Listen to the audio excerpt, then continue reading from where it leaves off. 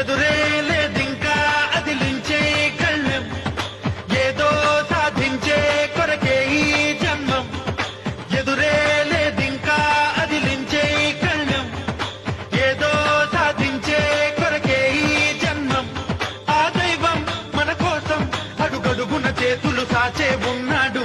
జీవితం ఆట ఆడుకోవాలి, ఆటలో గెలుపు నీదే కావాలి. అందరికీ నమస్కారం. నా పేరు వేటగిరి మల్లికార్జున.